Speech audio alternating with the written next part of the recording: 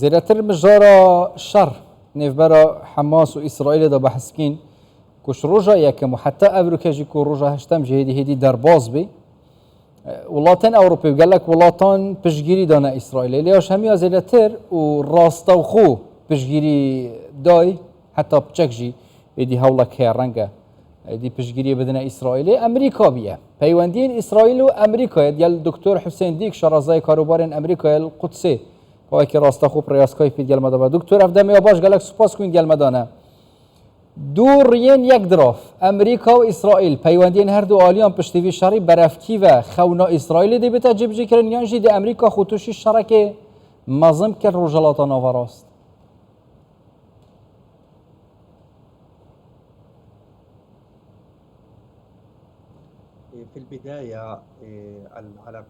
لەسەرەتا دا پەیوەندیەکانی نێوان ئەمریکا و ئیسرائیل پەیوەندی استراتیژین ئەم پەیوەندیانە پەیوەندین لەسەر ئاستی پارت واتە ئەگەر دەکرێت کۆماریەکان و دیموکراتەکان ناکۆک بن لەسەر شتێک بەڵام کاتێک پرسەکە پەیوەست دەبێت بە ئیسرائیل دەبینین هەمویان کۆک و یەکدەنگن لەسەر پشتگیریکردنی ئیسرائیل و پێشخستنی ئیسرائیل ئەم پەیوەندیەکی بەهێزە پەیوەندیەکە لە نێوان دامەزراوەکانی ئەمریکا و دامەزراوەکانی دەوڵەتی قوڵ لە نێو خودی ئەمریکادا کۆنگرێسی ئەمریکیش هەڵوێستێکی ڕوونی لەبارەی ئەم بابەتەوە هەیە ئیسرائیل پرۆژەیەکی ئیمپریاری کۆلۆنیالیە لە ڕۆژهەڵاتی نێوەڕاستدا بۆ پاراستنی بەرژەوەندیەکانی ئەمریکا لەم ناوچەیەدا هەڵوێستی ئەمریکا جیابوو لە هەڵوێستی هەموو وڵاتانی جیهان سەبارەت بەو هێرشە ئیسرائیل دەیکاتە سەر کەرتی غەزا ئەمریکا پشتگیری هەموو ئەو هێرشانە دەکات کە دەرهەق بە خەڵکی بێتاوان و سڤیل و هێرشی ئاسمانی و نەخۆشخانە و کوشتنی منداڵانەوە دەکرێت ئەمە ئەم سنوورەشی تێپەڕاندووە تا گەیشتووەتە ئاستی هاریکاری سەربازی و موشک بۆ ئێرانکردنی باڵەخانە و شارەکان و ناوچەکانی کەرتی غەزا ئەو پشتگیریانەی تۆ باسیەکەی کە ئەمریکا پشتگیری ئیسرائیل کە خۆتان دەزانن نزیکەی ساڵێک و 8 مانگە ئەمریکا و وڵاتانی ڕۆژاوا سەرقاڵی جەنگی ئۆکرانیا و رووسیان ئێستا پێتان وایە ئەمریکا خواستی ئەوەی هەیە کە بەرەی جەنگی ئیسرائیل و فەڵەستینیا کەرتی غەزا فراوان بکات ئەمریکای دیموکراتەکان بەمە ڕازی دەبێت؟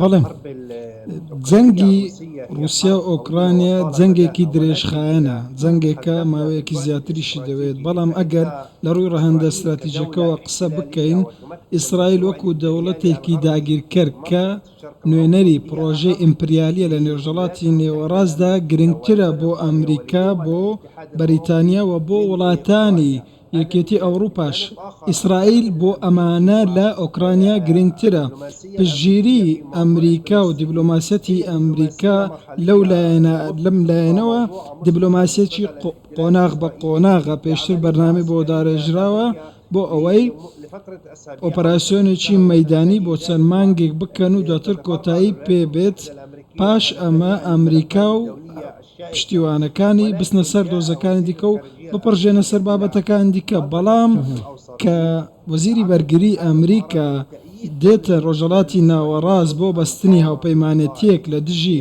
فەڵەستین و پشتگیریکردنی ئیسرائیل و کردنەوەی ڕێڕەوی مرۆیی تاک و کۆچکردنی بە زۆرە ملێ بۆ خەڵکی فەڵەستین لە کەرتی غەزا ئەنجام بدرێت بۆ مسر و وڵاتانی دیکە زۆربەی وڵاتانی عەرەبی ئەم پێشنیازەی ئەمریکایان ڕەت کردەوە و ئەمریکا نەیتوانی ئامانجی خۆی لەم لایەنەوە بپێکێ لە بەرامبەردا پشتگیری خەڵکی فەڵەستین کرا و داوا کرا هێرشەکانی ئیسرائیل بۆ سەر کەرتی غەزە بۆستێنێ دکتۆر هەر ئەو پەیوەندی ئیسرائیل و استراتیژیت نێڤەر ئیسرائیل و ئەمریکای داوا کرد بیکو ئەمریکای ئەف دوو ئیدارەنە سەر یەک کارێکی زیاتر سەر پرۆژەی یاساکردنەوە پەیوەندیین ئیسرائیل لەگەڵ وڵاتانی عەرەبی و ڕۆژهەڵاتە ناوەڕاست تەطبیعی دەست پێ بکە لێ بڤی شەڕی هەمووی تشتێک فی سفر بی یاری چوە دەست پێکێ نوکە دوڕێکل بەر ئەمریکا هێنا پرۆژەی ئاسایکردنە پەیوەندیان و حتى سعوديش كانت بيتنافض ايدي راوستان ديه كاري سروي بروجي بكت في جاري الين فلسطيني جيت نافض بنيان جي دي ريكا الشري هالبجيره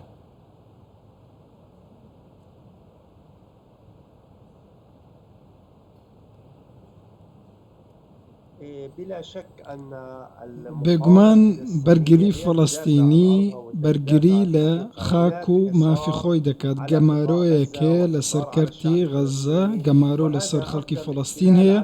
ئەمە دێرینترین و کۆنترین داگیرکاریە دەرهەق بە خەڵکی فەڵەستین کرابێت. فەڵەستینیەکان گفتوگۆیان تاوتوێ کردووە، ئەنجامیان داوە، هەوڵیان داوە لە ڕێگەی گفتوگۆ کێشەکان چارەسەر بکەن، مامەڵە لەگەڵ ئیسرائیلدا بکەن، بەڵام لەگەڵ ئەوەشدا فەڵەستینیەکان مافی دەوڵەتی خۆیان بەدەست نێنەوە. فەڵەستینیەکان ئێستا گەیشتونێتە ئەو باوەڕێی کە پێویستە بە ئامرازی دیکە بگەڕێن تاکو بتوانن مافی چارەنووسینی خۆیان بەدەست بێنن. ویلایەتە یەکگرتووەکانی ئەمریکا و هاوپەیمانەکانی و ئیسرائیلیش تەنیا لە یەک زمان تێدەگەن، ئەویش زمانی هێزە. کاتێک بەرگری ئیسرائیل ئەم هێرشەی ئەنجامدا لە ناوجەرگەی ئیسرائیلدا، وەک زەبرێکی لە ئیسرائیلدا وەزیری بەرگری بەریتانیا و ئەمریکا و ئەڵمانیا هەموو جیهان هاتن قسەیان لەسەر ئەم بابەتە کرد.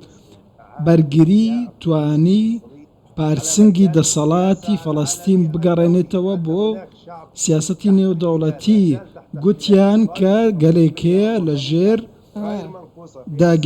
داگیرکردندایە و پێویستە مافی چارەنووسینی خۆ بێت.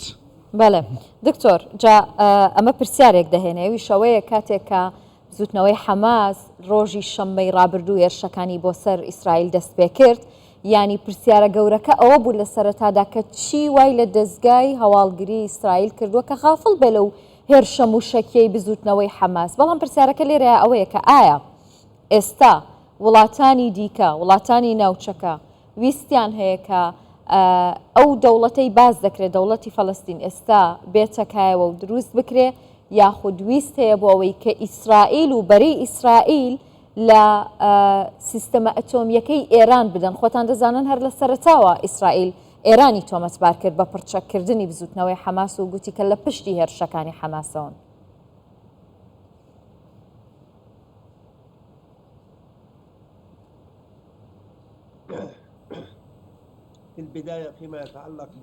سەبارەت بە شکستێنانی هەواڵگری ئیسرائیل لە ڕووی تەکنیکی و هەواڵگریەوە لە سەر سنووری فەڵەستین و ئیسرائیل، بەڵێ دزەپێکردنێک و شکانێک هەبوو بۆ سیستەمی تکنیکی ئیسرائیل.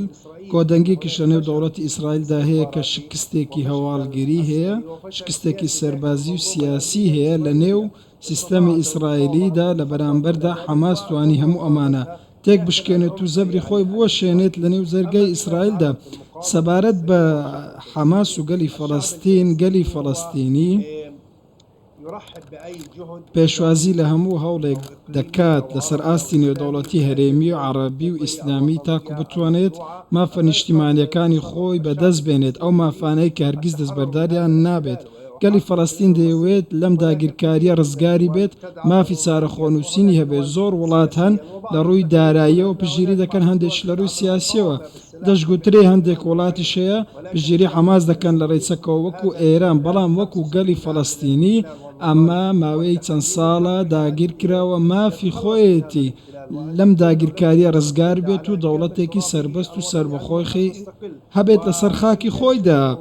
لە مێژووی گەلانیشدا گەلێک شۆڕش ڕوویانداوە لەلایەن وڵاتانی دراوسێەوە پشگیری کراوە. بەنمونە جەزایر، هەموو وڵاتانی عەرەبی پشگیری جەزایریان کرد بۆ ئەوەی ڕزگاری بێت لە ژێر دەسەڵاتی کۆلۆنیالی و دوزار توانرا جەزایر ئازادی خۆ بەدەست بێنێ. بۆیە مای شەرم نییە فەڵەستین و گروپەکان دیکە پشتیوانی وڵاتانی دیکەی عەرەبی و ئیسلامی و جیهانی بەدەست بێنێت بۆ ئەوی بتوان بگەن بە مافەکانی خۆیان. هەر گرێدای دەرباسکردنە سیستەمێن بەرگریان پێزێن ئیسرائیل سپۆنسەریە ئەمریکایە یەکان بێژین و دەستگەین هەواڵگری نکارین زانیاریەکە وسە پێشوەخت بدەن. زاروکێ دەلاندیە ئەمریکایەک و ئیسرائیل ئێدی وەکی جەرادێ باوەری زانیاریên هەواڵگری یان jî pevgirtina zaniyariyên hewalgirî gel Amerîkayê hebe yan jî dê pêdaçûnekê bi van peywendiya bike taybetî jî yên hewalgirî.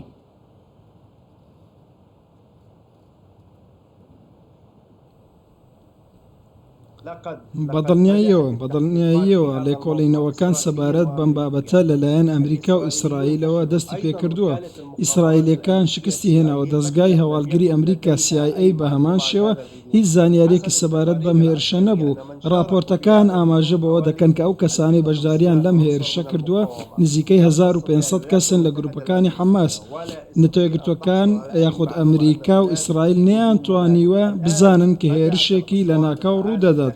ئێستا خەریکە لە نێو ئیسرائیل و لە تەلەڤیڤ دەنگ هەڵدەستێ داوا دەکەن سەرۆکوەزیران دەستەکار بکێشێتەوە. وەزیری بەرگری ئیسرائیل گوتوویەتی کە پێویستە بەڕێز نەتانیاهۆ دەستەکار بکێشێتەوە، پێویستە واز لە پۆستەکەی بهێنێت. خەڵکانێک لە نێو تەلەڤیڤ داوا لە حکوومەتی ئیسرائیل دەکەن حکوومەتەکە بە تەواوی دەستەکار بکێشێتەوە، چونکە شکستی هێناوە لە ڕووی هەواڵگری و سەربازیەوە. بەڵێ وایە ئەمە هەبوو شکستێکە بوو، بەڵام لە هەمان کاتدا لە ڕووی ئۆپەراسیۆنیشەوە شکستە بوو. کاتێک حەماساتۆتە ناو ئیسرائیل لە بەرامبەردا ئیسرائیلەکان نەیانتوانیوە بەرگری بکەن، نەیانتوانیوە پارێزگاری لە ئیسرائیلەکان بکەن، بەڵکو ئەم حەماس توانیویانە هەموو یەککە سەربازیەکان ببڕن و تەنانەت بستنە ناو زەرگەی ئیسرائیلەوە. لە کاتێکدا ئەوان چەندسەکێکی زۆر پێشکەوتویان هەیە، تانکیان هەیە، کۆمپیوتەر و لەلایەنی هەواڵگری و جاسوسیەوە زۆر بەهێزن.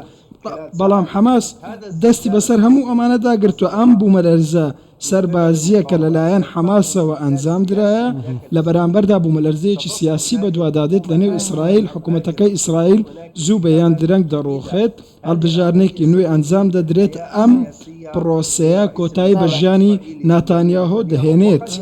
ڕەنگە لە هەمان کاتژدا کاریگەری دیکەشی هەبێت.